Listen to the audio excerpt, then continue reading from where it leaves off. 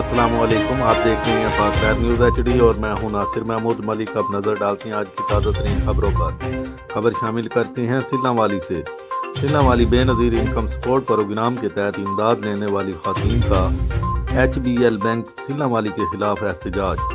खातून ने HBL bank के खिलाफ शदीद नारेबाजी की और अपनी रकम वापस लेने का मुतालबा करती रही। डिवाइस के अकाउंट से 5,50,000 रुपये निकाल लिए गए थे।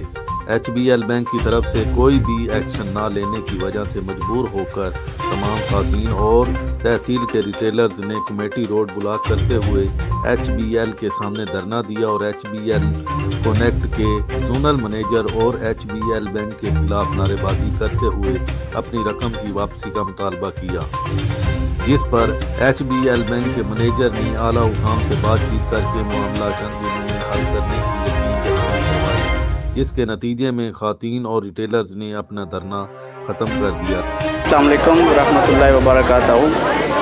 मैं HBL कनेक्ट एजेंट, मेरा भाई मोहम्मद शफकत HBL कनेक्ट एजेंट है।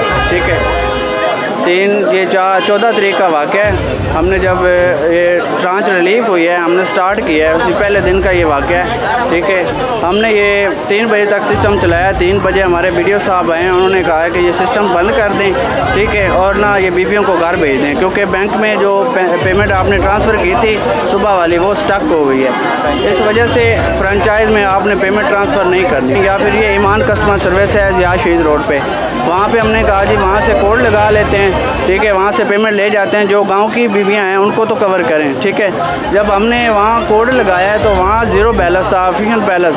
ठीक है, फिर हमने फौरी लॉगिन किया अपनी डिवाइस, और डिवाइस पे कुछ नज़र ही नहीं आया। 5,57,000 रुपये बीच में थे, और जो हमें वाज़े नज़र आए हैं उस टाइम बैलेंस था हमारा 7400 रुपये। फिर हमने फौरी स्टेटमेंट निकलवाई है HBL BDO साहब के पास जाके। उसने कहा जी आपकी 50,000 की 11 ट्रांजेक्शन हुई हैं और हर ट्रांजेक्शन डिफरेंट अकाउंट पे ट्रांसफ़र हुई है।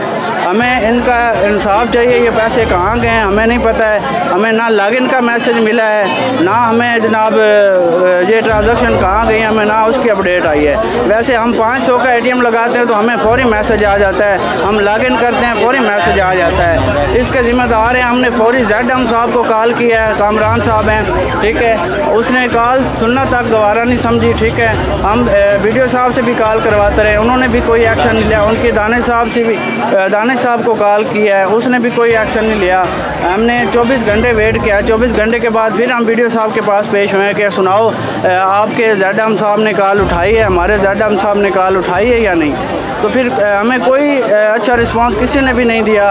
ये बीबियाँ हमारे सिर हैं। ठीक है, अस्सलाम वालेकुम। मैं सदर retailer HBL connect सिल्लांवाली Mohammad Azam.